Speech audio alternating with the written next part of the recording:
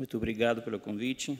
Vão ter que suportar meu portunhol português estranho, mas eu começo por agradecer o convite e o fato dessa colaboração ter frutificado em termos de diálogo entre o plano nacional e internacional. E eu acho que, em termos conceptuais, os pontos colocados pelo professor Vandelli têm a ver com o diálogo entre o desenvolvimento do conteúdo do direito fundamental ao trabalho no plano constitucional brasileiro com os patamares internacionais de desenvolvimento do conteúdo do direito humano ao trabalho em termos de direito reconhecido por tratados internacionais de direitos humanos e convenções da OIT. Então, esse diálogo, a utilização de uma ida e volta em termos de desenvolvimento conceptual do conteúdo do direito é muito importante, ainda está na infância. A gente pode dizer, tem vários patamares aí que têm sido colocados nos últimos 4 ou 5 anos.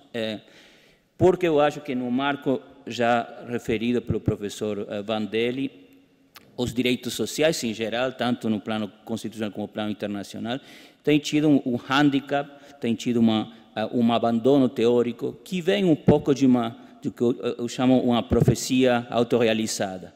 Como a doutrina dominante por muito tempo sobre direitos sociais foi a doutrina que os direitos sociais não eram direitos em plena forma, eram direitos de tipo programático, eram direitos dirigidos a instar o legislador a atuar, mas não ao juiz. Isso provocou um abandono teórico no desenvolvimento do conteúdo dos direitos sociais.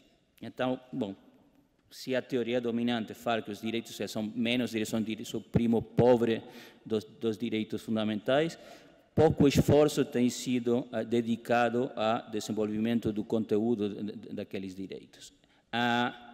Mas a gente pode reverter a profecia autorrealizada trabalhando. É a ideia de começar com o trabalho de desenvolvimento do conteúdo a partir das técnicas de interpretação que são utilizadas no campo inteiro dos direitos fundamentais e dos direitos humanos. É uma tarefa importante que tem começado faz pouco tempo com o direito ao trabalho. A contribuição da tese do professor Vandelli é importante nesse sentido. Nesse marco, o direito ao trabalho, em particular, o direito humano, o direito fundamental ao trabalho, é quase o paradigma do direito que tem sido abandonado, normalmente baixo uma redução absurda do direito. A ideia de que o direito ao trabalho não pode ser um direito do Estado fornecer postos de trabalho devido a toda a pessoa. Então, com essa ideia, o direito foi diretamente abandonado. Quase tem argumentos similares para o direito à moradia, mas vários autores partem dessa linha. A impossibilidade fática do Estado fornecer postos de trabalho para toda a pessoa faz com que o direito como ideia tenha sido abandonado. É um tipo de aproximação. Vários dos livros, dos tratados de direito constitucional da América Latina dos anos 30, 40, aos anos 90, quase dedicam pouco espaço ao desenvolvimento conceptual de uma teoria dos direitos sociais fundamentais, uma teoria dos direitos humanos em matéria social, particularmente sobre a ideia de que a reserva do possível ou as possibilidades econômicas do Estado são as que pautam a possibilidade de desenvolver teoricamente o conteúdo dos direitos. E parte do trabalho que tem sido feito, tanto a nível nacional, nesse diálogo entre desenvolvimentos nacionais do direito, e o Brasil, o trabalho do professor Vandelli é muito importante nesse sentido, como no marco internacional, tem ao menos demonstrado que a possibilidade de desenvolver um conteúdo desses direitos é possível. Ainda a gente não chegou a uma cristalização do direito ao trabalho que seja internacionalmente aceitada em termos de operacionalização. Mas tem bases teóricas que são importantes. Eu vou tentar, no que resta do tempo, de dar algumas dos hitos, dos momentos em que o direito ao trabalho tem recebido aportes importantes para a sua clarificação. Acho que a primeira questão é o direito ao trabalho. É um direito reconhecido positivamente pela Declaração Universal dos Direitos Humanos, pelo artigo 6 do Pacto Internacional de Direitos Econômicos, Sociais e Culturais, pelos vários tratados de Nações Unidas que tratam a questão dos direitos humanos do ponto de vista antidiscriminatório, a Convenção para a Eliminação de toda forma de discriminação racial, a Convenção para a Eliminação de toda forma de discriminação contra a mulher, a Convenção dos Direitos da Criança, que inclui algumas dimensões do direito ao trabalho, ao direito à liberdade de trabalho, que vou mencionar depois, a Convenção sobre a Proteção dos Trabalhadores Migrantes e suas famílias, e a Convenção dos Direitos das Pessoas Portadoras de Deficiência, são todos tratados internacionais que incluem dimensões vinculadas com o direito ao trabalho, direitos no âmbito do trabalho que estão vinculados com ele.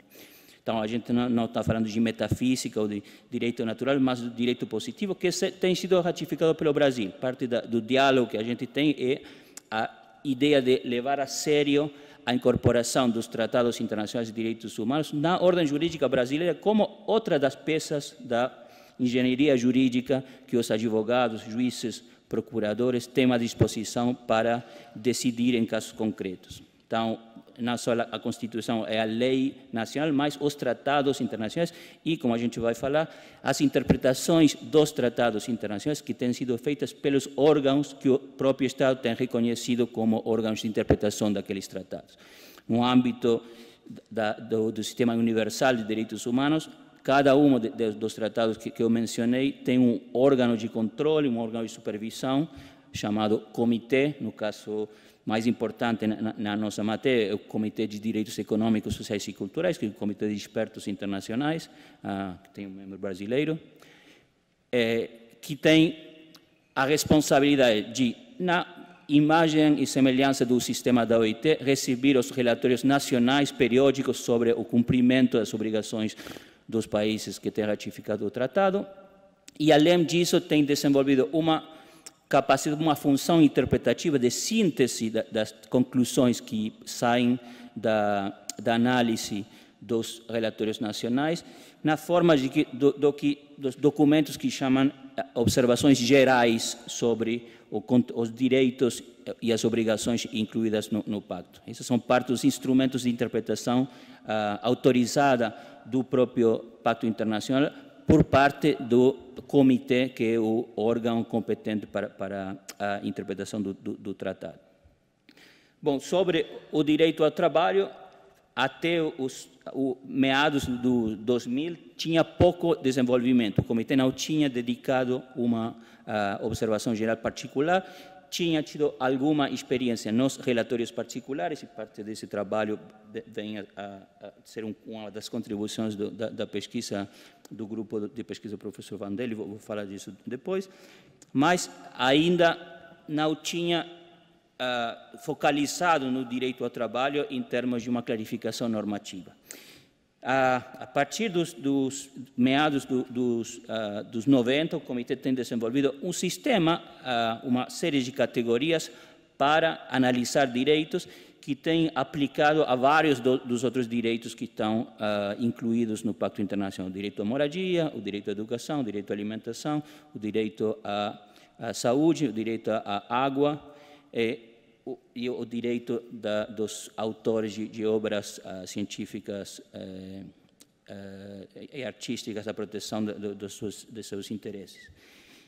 No ano 2005, o comitê encarou a tarefa de utilizar esse marco teórico para aplicá-lo ao direito ao trabalho, e o que saiu disso é o comentário geral, a observação geral número 18, adotada em novembro de 2005, que é um primeiro intento de oferecer um marco teórico sobre o conteúdo do direito ao trabalho, utilizando aquela série de categorias teóricas que o comitê tem utilizado para outros direitos. Em forma geral, o comitê entende desenvolver o conteúdo normativo do direito, utilizando algumas pautas de descrição dos elementos principais do direito ao trabalho, e uma das questões importantes na forma de encarar o tema pelo comitê é o fato da interdependência do direito ao trabalho com outros direitos, particularmente do direito ao trabalho com os direitos individuais e coletivos do trabalho, na na ordem do pacto, o direito ao trabalho finca no artigo 6 do pacto, os direitos individuais, as condições justas e equitativas do trabalho no artigo 7 e os direitos coletivos do trabalho no artigo 8, e o comitê faz a ligação entre a interdependência, a indivisibilidade dos conteúdos do direito ao trabalho. A observação geral tem uma aproximação não discriminatória importante, o conteúdo transversal da aplicação do princípio de não discriminação é uma dos pilares da observação geral. O comitê utiliza uma classificação de atributos que têm sido desenvolvidos para outros direitos, mas utiliza a ideia de que o direito ao trabalho inclui dimensões de disponibilidade de trabalho, de acessibilidade do trabalho, entre essas acessibilidade em termos de informação, acessibilidade em termos de não discriminação, de qualidade e aceitabilidade do trabalho. E essas são dimensões que vão ser exploradas no marco da observação geral e no marco do trabalho que a gente tem feito para o relatório. O comitê tinha também desenvolvido a ideia de que todo direito humano e todo direito social inclui uma série de obrigações estatais. O comitê usa uma trilogia, uma classificação tripartita de obrigações. O Estado, parte do pacto, tem obrigações de respeitar os direitos. Isso quer dizer, o Estado não pode afetar o direito pela sua ação. Então, no caso do direito ao trabalho, tem vários exemplos de violações do direito por ação do Estado. Tem uma obrigação de proteger o direito, e proteger quer dizer a ação do Estado quando a afetação do direito pode vir da atuação dos privados em matéria laboral. Essa dimensão é particularmente importante, porque o empregador principal não é o Estado, senão o setor privado. Então, a ideia das obrigações do Estado de regular, de oferecer inspectorado e monitoramento e de oferecer recursos efetivos em caso de violação ou abuso pela parte privada são fundamentais no marco dos direitos humanos vinculados com o trabalho. E a última dimensão, a dimensão das obrigações de cumprimento, de garantia do direito, que são particularmente importantes quando a pessoa, o ser humano, ainda não se vinculou com o objeto do direito, que nesse caso é o acesso ao trabalho. Então, a ideia das políticas ativas de emprego para criar um ambiente favorável à criação de trabalho são também uma parte importante do direito ao trabalho nesse sentido. E sobre a ideia das políticas de emprego, que tem sido também parte do conteúdo desenvolvido pela OIT, o comitê tem algumas indicações interessantes, que eu acharia mais interessante de colocar, é a ideia de que, além da diversidade das políticas de emprego e do fato das políticas de emprego ter que se vincular com o contexto particular dos países, e que não tem uma receita única para políticas de emprego, senão tem algumas indicações, o comitê tem insistido mais do que no conteúdo das políticas de emprego, no aspecto procedimental, na ideia de diálogo social, transparência, publicidade da formulação, da implementação e monitoramento das políticas de emprego e da avaliação das políticas de emprego. Então, elementos transversais que falam da maneira em que o Estado, em diálogo com empregadores, sindicatos e com outras instituições da sociedade civil que sejam representativas de setores não bem representados no esquema sindical, por exemplo, os trabalhadores domésticos e os trabalhadores rurais, que são preocupações particulares do comitê, deveriam participar daquele diálogo social como alvo de garantir um plano nacional de emprego, uma política nacional de emprego.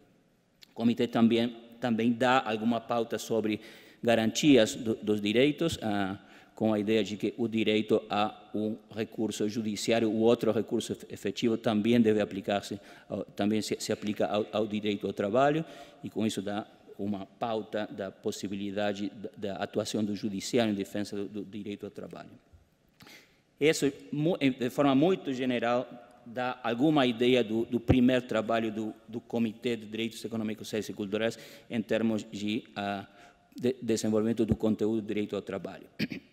A partir desse momento, parte do contexto mundial tem sido o contexto de crise. Essa observação geral tem sido publicada em 2006 e, a partir de 2008, a crise tem golpeado fortemente a economia mundial e não é por acaso que uma das preocupações, tanto do Conselho de Direitos Humanos, que é o órgão político especializado em matéria de direitos humanos, formado por Estados, um órgão não de expertos individuais, mas formado por países, tem colocado a ideia do direito ao trabalho em consonância com a discussão da Agenda 2030 de Desenvolvimento, que tem adotado o ano passado o esquema de objetivos de desenvolvimento sustentável, que reemplaçam os antigos objetivos de desenvolvimento do milênio, onde também, coincidentemente, o eixo de direito do trabalho como fator de desenvolvimento tem sido colocado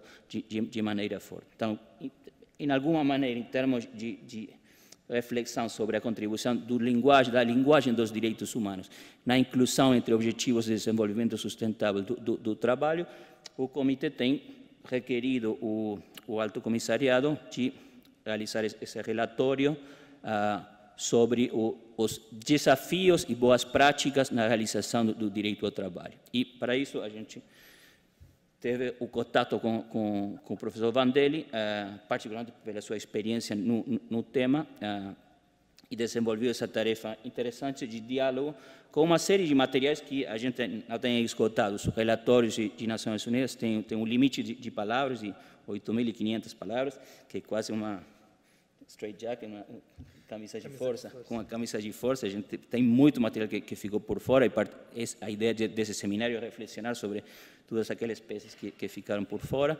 mas a metodologia tradicional desses relatórios tem a ver com um questionário que se envia a todos os Estados-partes, à OIT, a outras agências das Nações Unidas e a organizações da sociedade civil, incluídos sindicatos e organizações de empregadores.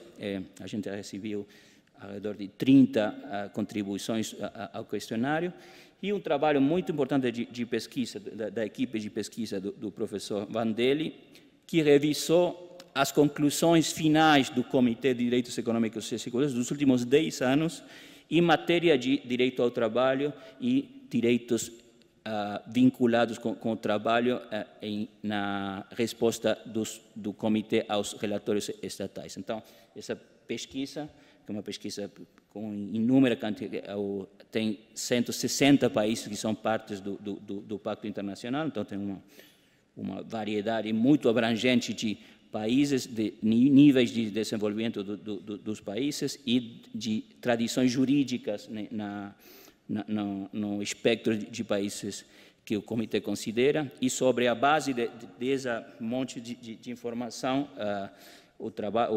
a equipe tem feito um trabalho interessante de síntese para identificar os eixos que o Comitê tem considerado em termos de a linguagem dos relatórios, das conclusões finais, uma linguagem diplomática. Normalmente não se fala de violações, mas se fala de temas de preocupação do Comitê.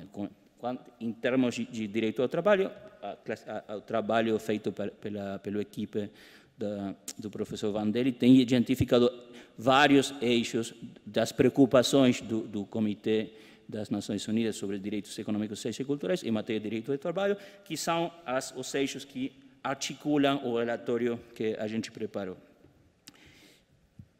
E, geralmente, os eixos são os seguintes. O primeiro é a ideia de que o direito ao trabalho inclui a liberdade de trabalho, e isso tem particularmente a ver com a interdependência entre o direito ao trabalho e a proteção contra o trabalho forçoso, contra o trabalho infantil e contra formas de trabalho que afetam a dignidade humana. A segunda, tem várias ramificações dessa ideia, mas o componente da liberdade de trabalho. Uma segunda ideia importante é a ideia das políticas ativas de emprego, com vinculações com os patamares da OIT. A OIT tem feito uma tarefa interessante de mostrar a coincidência das obrigações em matéria de direitos humanos e as sugestões de política pública que saem das convenções da OIT dedicadas a políticas de emprego, que mais do que ter uma linguagem prescritiva, normativa, tem receitas sobre o que o Estado deveria fazer como boas medidas de implementação das políticas. Vários aspectos vinculados com a política de emprego incluem a obrigação de mapear o tipo de emprego existente num país e de tomar medidas para eliminar ou converter trabalho informal em trabalho formal, entre vários outros aspectos.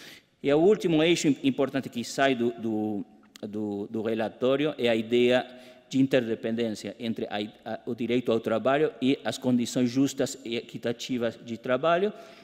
A ênfase na ideia que o direito ao trabalho não é o direito a qualquer tipo de trabalho, mas a trabalho decente. E a ideia de trabalho decente é particularmente desenvolvida sobre a vinculação do direito ao trabalho com os patamares vinculados com as condições individuais de trabalho e com condições que têm a ver com a dimensão coletiva do trabalho.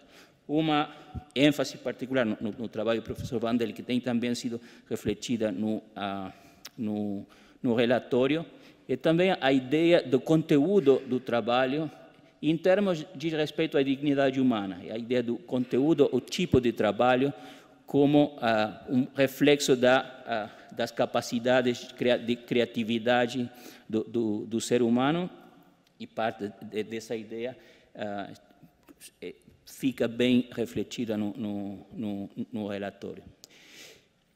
O que eu diria é que, embora seja um documento agora oficial do Conselho de Direitos Humanos, o cúmulo de informação que a gente recebeu vai dar para bastante publicações e o trabalho de análise que vai além do cumprimento com a obrigação de remitir o relatório ao Conselho de Direitos Humanos, e espero também de uma colaboração em termos de contrastação empírica das ideias do trabalho com a realidade brasileira, com outras realidades relevantes para o tema. Ainda tem vários desafios. Eu acho que nem o relator, nem a informação que a gente recebeu aprofundou muito em alguns temas que eu acho importantes. Primeiro, a ideia das garantias do direito ao trabalho. Ainda tem algumas menções, mas tem ainda pouca ideia sobre quais das dimensões do direito ao trabalho são dimensões justiciáveis diretamente, quais são aquelas que requerem de um tipo de aproximação de garantias processuais coletivas, não individuais, quais são garantias não judiciárias, garantias que têm a ver com a obrigação de monitoramento dos indicadores de direito ao trabalho, que seriam o ressorte mais do que do Poder Judiciário, de poderes políticos ou da sociedade civil. Mas a ideia de que os direitos sociais requerem um cúmulo de garantias que não se esgotam somente no recurso judiciário. A ideia de progressividade dos direitos sociais requer alguma técnica de seguimento dos resultados de políticas públicas. O Poder Judiciário poderia ter alguma função nisso. Eu acho que, particularmente na ideia de tutela coletiva de certos direitos, ações coletivas que permitem utilizar alguns indicadores, algumas estatísticas em termos de determinação de violações em casos concretos. Eu acho que o espaço, por exemplo, das dimensões de discriminação indireta requerem de uma utilização de estatísticas para situar uma prática discriminatória em contexto de uma prática comum, uma prática massiva, mas tem muito espaço de desenvolvimento de indicadores que vai além da tarefa tradicional do judiciário e que ficaria mais no espaço acadêmico, no espaço das ONGs, no próprio espaço do Estado. O Brasil não tem desenvolvido uma instituição nacional de direitos humanos independente como uma defensoria do povo ou outras instituições que sim têm sido adotadas em outros países da América Latina, que já começam a trabalhar nessa perspectiva, a ideia de um observatório sobre a realização dos direitos, que utilizam técnicas estatísticas para avaliar os resultados das políticas públicas estatais em matéria de direitos sociais e de outros direitos humanos. Ainda tem pouco sobre direito do trabalho nessa matéria. Uma contribuição interessante vem da nossa região. O Brasil e outros países da América Latina são partes do Protocolo de San Salvador, que é o instrumento internacional complementário à Convenção Americana de Direitos Humanos em matéria de direitos econômicos, sociais e culturais, e também prevê um sistema de relatórios, e o grupo de trabalho, que é o encarregado da análise dos relatórios, tem desenvolvido uma bateria de indicadores de seguimento, indicadores de cumprimento, e uma das contribuições tem sido o desenvolvimento de indicadores para o direito ao trabalho e os direitos vinculados com o trabalho, que vai começar a funcionar a partir desse ano. Então, tem também outras contribuições que visam a ideia de descomponer o direito ao trabalho em conteúdos concretos que podem ser mensuráveis. Uma contribuição interessante que deveria ter seus frutos na prática de análise dos relatórios, não somente sobre a dimensão normativa, mas também sobre a dimensão empírica da eficácia das políticas públicas desenvolvidas para a produção de um ambiente de trabalho livre, pleno e produtivo pela parte do Estado. Eu acho que essas são algumas das ideias que permitem ser otimista em termos de desenvolvimento do conteúdo de um direito que até 10 anos atrás praticamente era o direito ridiculizado em termos de a possibilidade de compreender seus conteúdos e imaginar ferramentas técnicas de garantia. Hoje, a gente tem avançado bastante nessa tarefa. Eu acho que parte do diálogo do que eu falava quando comecei, que é a ideia da utilização dos patamares desenvolvidos internacionalmente pela justiça e pelos operadores locais, sobre a base de um argumento normativo, não de um argumento de autoridade ou metafísico. O argumento é os pactos internacionais que o Brasil tem ratificado formam parte da ordem jurídica brasileira e a forma de interpretar esses tratados pelos juízes, advogados, procuradores brasileiros tem que ter em consideração as interpretações dos órgãos respectivos. O mesmo argumento pode ser utilizado pelas convenções da OIT ou os grupos de expertos da OIT sobre liberdade sindical e sobre o Comitê de Expertos da OIT em geral, são fontes de interpretação do conteúdo dos convênios das convenções da OIT que fornecem ao juiz brasileiro e ao operador jurídico brasileiro critérios de interpretação dos tratados de forma direta quando os tratados têm sido ratificados pelo Brasil, porque formam parte da ordem jurídica brasileira, fornecem também critérios de integração, harmonização do conteúdo dos tratados com o conteúdo dos direitos fundamentais que coincidem com aquelas normas dos tratados, a maioria, embora uma das discussões tradicionais em matéria de harmonização é a possibilidade teórica de antinomias ou de contradições entre Constituição, tratados internacionais e lei comum. A verdade é que, mais do que o caso raro de contradições, o que tem na maioria dos casos é coincidência. E o fato do conteúdo da Constituição brasileira, que é muito generosa em termos de reconhecimento de direitos, coincidir em grande parte com o conteúdo dos tratados de direitos humanos que têm sido ratificados pelo Brasil e em boa parte com o desenvolvimento normativo infraconstitucional. Então, mais do que a hipótese um pouco artificial da contradição ou da antinomia, o trabalho do juiz é mais o trabalho de interpretação conforme a ideia de utilizar a interpretação pro persona ou pro hominem mais avançada em termos de proteção para articular a fonte constitucional, a fonte internacional e a fonte infraconstitucional. Eu acho que é parte da ideia de levar a sério os patamares internacionais tem a ver com a ideia da integração, da harmonização da interpretação, levando a sério o fato do país ter ratificado tratados internacionais e ter reconhecido a competência de órgãos internacionais para a interpretação daqueles tratados. Eu acho que parte dessa tarefa dá um marco para pensar a utilidade dos trabalhos que a gente tem encarado conjuntamente em termos de levar a sério o direito ao trabalho como um direito fundamental. Bom, acho que isso dá alguma ideia do tipo de discussão que a gente vai ter nos próximos 2 dias, porque parte das questões que tenho colocado são o conteúdo particular de cada uma das sessões. Então, agradeço a sua paciência e a sua tolerância pelo meu português. E muito obrigado pelo convite.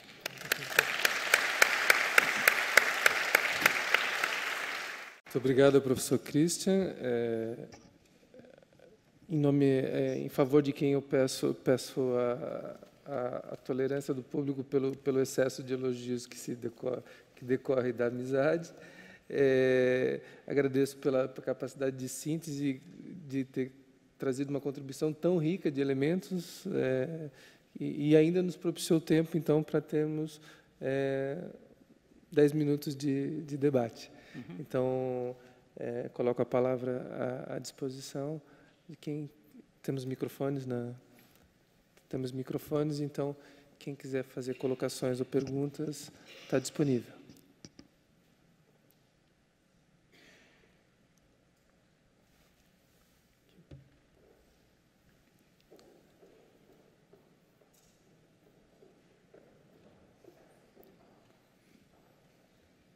Em primeiro lugar, parabenizo o professor pela exposição e por nos tornar aqui tão clara a atuação do Comitê de Direitos Humanos da ONU, que não nos é dado, em termos de divulgação nacional, pelo menos, conhecer esse trabalho, que é um trabalho árduo, mas um trabalho que tenta resgatar a teoria dos direitos humanos e torná-la concreta no plano jurídico, no plano jurisdicional. Isso é de fundamental importância.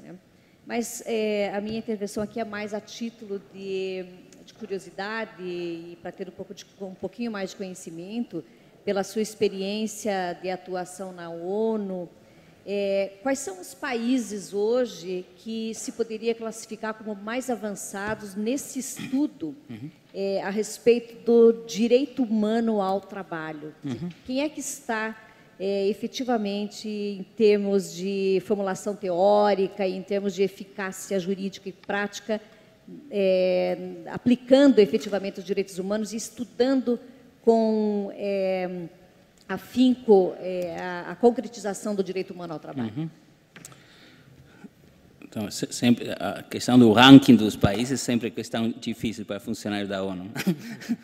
Mas eu diria, parte do trabalho da equipe tem sido o trabalho de análise das contribuições dos Estados. A gente tem 26 contribuições dos Estados, onde, embora as contribuições venham de países com uma tradição jurídica cultural muito diversa e com o nível de desenvolvimento muito diverso, vários dos países têm demonstrado boas práticas em termos de, eu diria, boas práticas em termos de formulação de políticas de emprego, boas práticas em termos de avanços na legislação antidiscriminatória aplicada ao direito ao trabalho, às políticas de emprego, às políticas vinculadas com a formalização do trabalho.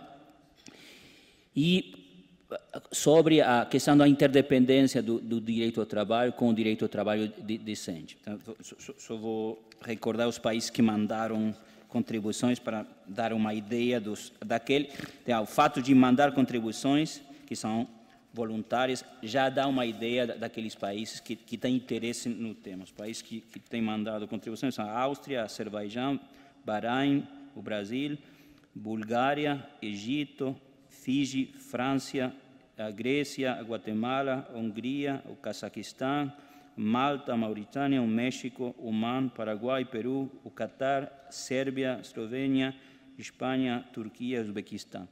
Isso dá uma ideia, ao menos, daqueles que uma parte do questionário incluía o desenvolvimento de indicadores para o seguimento da realização progressiva do direito ao trabalho, e vários países têm indicado a existência de um sistema de indicadores que eles utilizam, e até alguns com a análise da metodologia utilizada nas enquestas nacionais sobre trabalho, etc.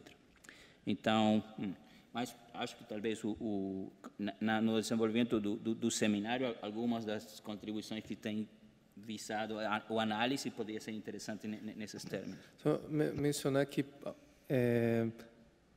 há contribuições interessantes de todos os tipos de países. Se nós considerarmos os países do ponto de vista do grau de desenvolvimento econômico, por exemplo, há contribuições interessantes de todos os países, e no trabalho de controle e acompanhamento que faz o Comitê de Direitos Econômicos, Sociais e Culturais, há problemas, preocupações importantes em países de todos os tipos também. Claro que alguns segmentos do direito ao trabalho dizem mais respeito às condições econômicas, então, naturalmente, países em condições econômicas mais difíceis vão ter problemas maiores, e países em condições melhores vão ter uma situação melhor. Mas há outros segmentos do direito ao trabalho que não estão diretamente relacionados a isso. Por exemplo, há países com uma situação econômica extremamente confortável que tem problemas graves em termos de igualdade no mercado de trabalho, em termos de condição da mulher no mercado de trabalho, por exemplo. Então,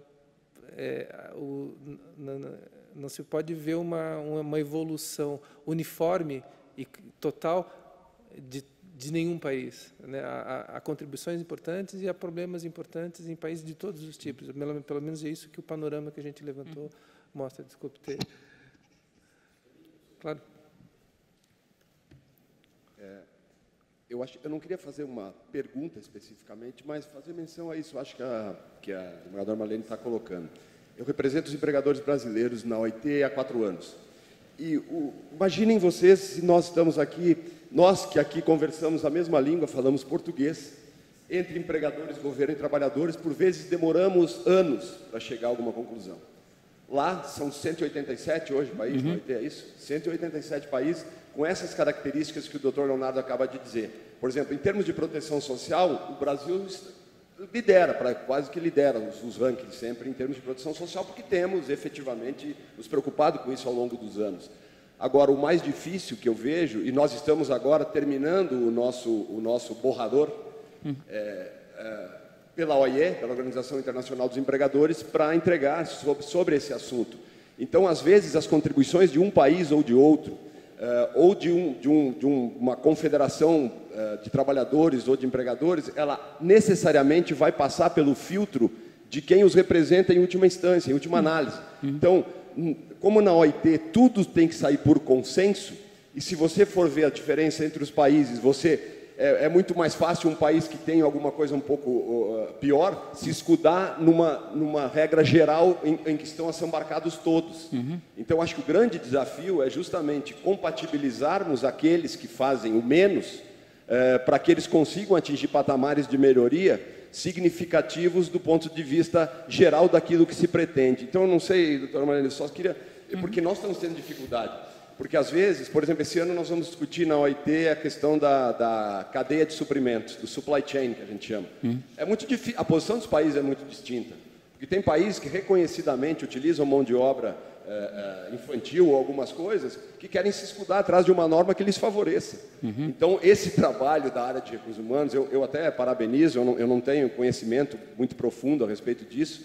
Nós estamos encaminhando agora as nossas considerações como Organização Internacional dos Empregadores agora em março, lá na OIT, mas é é um trabalho hercúleo e por isso eu até parabenizo vocês que a gente acompanha o esforço, o Dante Pesce esteve com a gente, o esforço que se faz em termos de ONU para privilegiar efetivamente alguma coisa que é importante, que é não só o direito ao trabalho, como o respeito aos direitos fundamentais dos trabalhadores. Porque eu acho importante salientar que os tratados internacionais são um piso, não um teto. A ideia de comum denominador numa variedade de quase 200 países no mundo. Então, a ideia dos patamares internacionais, o princípio em matéria de direitos humanos, o princípio pro persona, pro homine, a norma aplicável é a norma mais favorável. Se a jurisprudência nacional, se a legislação nacional tem desenvolvido patamares mais protetivos, o patamar internacional fica sempre o patamar subsidiário. Só o patamar internacional fica importante quando a norma local ou a prática local está por baixo daquele patamar internacional. Então, o que é interessante em matéria de direito ao trabalho é que o abandono teórico do espaço de direito ao trabalho tem fornecido poucos patamares nacionais em termos do entendimento do conteúdo. Então, essas contribuições internacionais que partem do diálogo entre uma variedade de situações socioeconômicas, de situações de capacidade institucional dos países. A maioria dos países, dos 200 países, são países autoritários, onde não tem democracia, onde a representação dos empregadores, trabalhadores do Estado são muito ficcionais, tem pouca representatividade em termos reais, porque tem poucas condições de exercer direitos e liberdades no plano político. Esse é o marco internacional. A ideia do marco internacional colabora quando o patamar nacional está por baixo daquele. Eu acho que o caso paradóxico do direito ao trabalho é esse, o campo em que, salvo a contribuição do Dr. Vandel e de outros doutrinários, ainda a ideia de que o direito ao trabalho pode ser levado a sério como um direito fundamental está nos primeiros passos. Então, bom, aproveitar esses trabalhos, mas para ir além do conteúdo desses trabalhos, que é um trabalho de mapeio dos conteúdos, é importante. Uma outra coisa que gostaria de dizer sobre as interdependências. Além da ideia da política de emprego, uma outra ideia que sai do relatório é a vinculação entre as políticas de trabalho, de políticas de emprego para a criação de trabalho, com as políticas vinculadas com proteção social, particularmente sobre desemprego. A ideia de que quando as condições socioeconômicas de um país impedem diretamente a criação de trabalho, isso fortalece as obrigações do Estado em matéria de proteção social. Então, a interdependência entre o direito à segurança social, à providência social, que inclui também dimensões não contributivas, não só as dimensões do trabalhador integrado no mercado formal de trabalho, mas a proteção social, que o Brasil tem oferecido ao mundo inteiro vários exemplos, programas Bolsa Família, outros programas sociais que visam a ideia de que uma parte importante do mercado de trabalho é informal, que a gente entra e sai daquele mercado de trabalho, que tem poucas condições de contribuir a um sistema de segurança social contributivo, porque o tipo de trabalho é informal, porque as condições não permitem acumulação de contribuições que vão permitir benefícios de desemprego ou de pensões de retiro ou outras, e que o Estado tem que considerar a estrutura dual do mercado de trabalho para desenvolver políticas de proteção social que vão ligadas com as políticas de emprego. Isso acho que é uma ideia importante, que também tem a virtualidade de mostrar que a ideia do direito ao trabalho como um direito de obrigação do Estado de criar postos individuais de emprego é uma ideia um pouco ingênua, e que as vinculações das políticas de emprego com políticas de proteção social é um pilar importante nesse mapeio da complexidade dos mercados de trabalho em um país como o Brasil, que tem um mercado de trabalho muito complicado, tem partes da economia que continuam sendo basicamente rurais e de explotação quase individual, e partes da economia que têm um nível das potências industriais de Ocidente. Então, nessa escaleira do Brasil, que tem vários segmentos no mercado de trabalho, a questão é a forma de mapear as formas de acesso ao trabalho e de proteção social para aqueles que estão em posição mais vulnerável.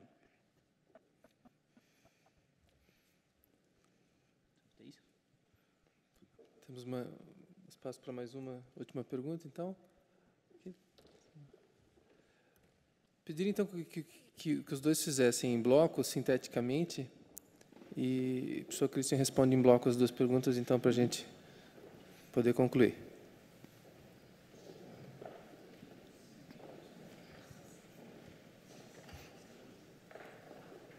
Bom dia. Bom dia. Parabéns pelo trabalho. A minha pergunta é especificamente sobre a contribuição que a Organização Mundial do Comércio pode ter em relação aos direitos humanos. Muito se fala que no artigo 20 do GATT, muitos consideram, ainda que seja uma interpretação um pouco forçada, mas que é o caminho de entrada dos direitos humanos na OMC, nos julgamentos do próprio órgão da OMC. Na medida em que a questão dos direitos humanos ela prejudica, inclusive, o comércio internacional, pois barateia os produtos e faz com que o comércio internacional tenha um desequilíbrio forte. Eu gostaria de ouvir de você sobre essa questão do comércio internacional, da contribuição que a OMC pode dar em relação à questão dos direitos humanos no trabalho.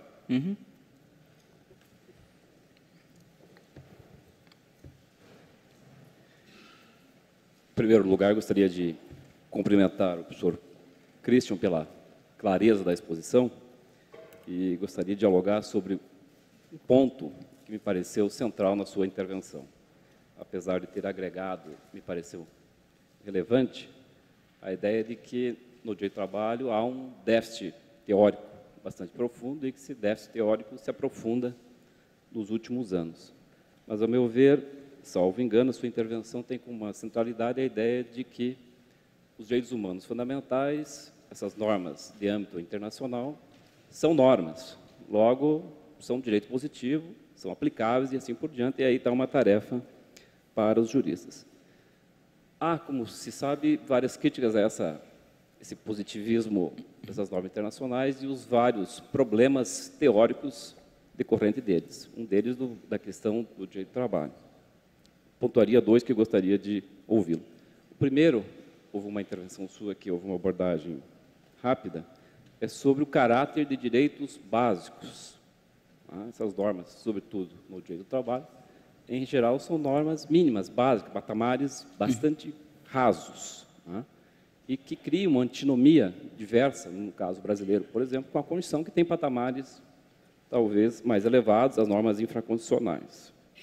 E o segundo, que é uma crítica antiga, conhecida, vem desde o Bobbio, sobre as normas internacionais, os direitos humanos e a dignidade da pessoa humana. Ou seja, como a lógica do mercado acaba por rapidamente absorver toda essa narrativa de direitos humanos de âmbito internacional. Muito obrigado. Então, sobre o primeiro ponto, é parte de uma discussão atual, a ideia da convergência dos regimes internacionais paralelos, o regime internacional de comércio e o regime de direitos humanos. O campo onde a ideia de flexibilidade tem sido desenvolvida com maior força é o campo do acesso a medicinas. Esse é um campo onde até o Brasil tem sido um protagonista importante nas contribuições sobre a utilização das flexibilidades do TRIPS e dos outros tratados que formam parte do para-chuvas, do guarda-chuvas da OMC, em termos de possibilidade de utilizar o acesso a medicinas e a proteção da saúde para flexibilizar regimes como o regime de patentes ou outros. Esse tem sido até colocado como problema no nível das Nações Unidas. Agora tem um alto painel coordenado pelo secretário-geral para a coordenação dos regimes internacionais do comércio e outros regimes para a proteção da ideia de acesso à medicina como componente básico do direito à saúde. Ainda tem menos trabalho sobre as flexibilidades que podem ser consideradas em termos de impacto sobre o direito ao trabalho, mas do lado dos direitos humanos, a ideia do desenvolvimento de técnicas de avaliação,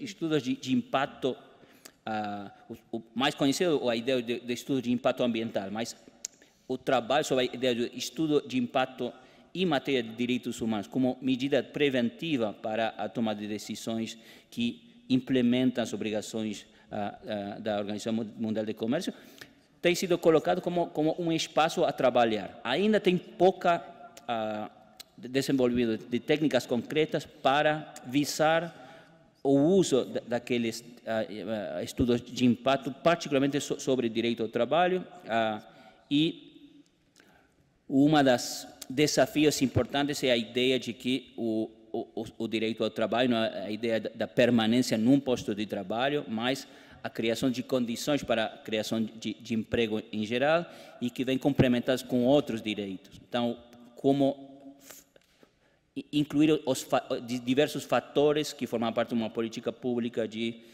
sábana curta, você tapa a cabeça, destapa os pés. Então, quando tem fatores multidimensionais, quando você toca um fator e afeta outro fator, como as técnicas de estudo de impacto em direitos humanos podem considerar essa variedade. Mas ainda tem espaço para colocar essas questões em termos de cumprimento sem flexibilidade das obrigações pode impactar sobre o direito ao trabalho como um argumento para o Estado utilizar flexibilidade. Bom, sobre o segundo, é um diálogo aberto, ainda a ideia dos patamares mínimos. Bom, o exemplo do direito ao trabalho é um bom exemplo. Se o patamar mínimo do direito ao trabalho, tal qual tem sido desenvolvido até agora, for cumprido ao nível nacional no Brasil, eu não me queixaria muito. Eu acho que já tem bastante avançado as ideias dos eixos. Se a proteção é maior na doutrina e na jurisprudência nacional, bom, é parte da ideia da progressividade dos direitos humanos.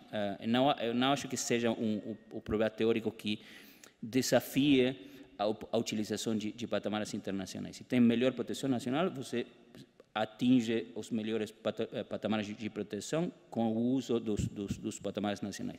Eu acho que no campo do direito do trabalho é difícil dizer que os patamares nacionais tenham ido além dessas discussões no comitê. A minha aproximação sobre as críticas aos direitos humanos em termos de a sua dissolução pela ideia de mercado é abandonar a luta antes de entrar na luta. A linguagem dos direitos humanos também é uma linguagem importante em termos de empatia, em termos de linguagem comum universal. Então, pensar que só a ideia da dinâmica de mercado vai fazer desaparecer a virtualidade, a potencialidade da linguagem de direitos humanos, eu acho que é dar por perdida a batalha antes de dar a batalha. E parte do abandono teórico dos direitos sociais tem partido sobre essa ideia, a ideia de que os direitos sociais são só uma concessão ao Estado capitalista, ao mercado capitalista, é só um placebo. A decorrência dessa posição cética sobre direitos humanos tem sido o abandono teórico. Então, começaria com optimismo pessimismo na teoria, optimismo na prática. Bom, tem muita tarefa a realizar em termos de dar conteúdo a esses direitos. Se a gente abandona antes, dizendo qualquer esforço feito nessa área é inútil porque a dinâmica da desumanização do mercado faz com que tudo esse esforço seja inútil. Bom, a gente deveria abandonar o direito, se dedicar à poesia, a beber vinho, a ir a fazer cinema, mas a gente está aqui porque está convencido da ideia da justiça dos direitos humanos como uma ideia importante, como um valor humano importante. Essa seria a minha resposta. Isso, ao menos, me dá uma posição otimista em termos de encarar a tarefa de oferecer algumas poucas certidões sobre a utilização positiva da linguagem dos direitos humanos. Obrigado. Muito obrigado, professor Christian. Eu me formei na graduação em Santa Catarina, uma universidade onde havia uma tradição muito forte de discussão filosófica. E num tempo em que se contrapunha o modelo de Santa Catarina ao modelo de São Paulo, onde a ideia era um positivismo que se criticava por não dar conta da complexidade do fenômeno jurídico. E vim parar no Paraná, onde a tradição instituída pela Faculdade de Direito, sobretudo da Universidade Federal do Paraná, é da dogmática crítica, justamente uma ideia de fazer uma ponte entre esses dois polos que antes não se conversavam. E, de repente, nós descobrimos aí que temos muito mais a fazer do que aquilo que imaginávamos antes. Né? Então, agradeço muito essa presença exemplar do professor Christian aqui, mais uma vez, por tudo que tem nos contribuído. Encerro esse nosso painel. Antes da invenção do relógio, os tempos eram medidos em atividades reais, então me diz a organização que nós temos agora um pissing while, quer dizer, 2 minutinhos, e apenas para fazer a troca da mesa, e em seguida já retornamos.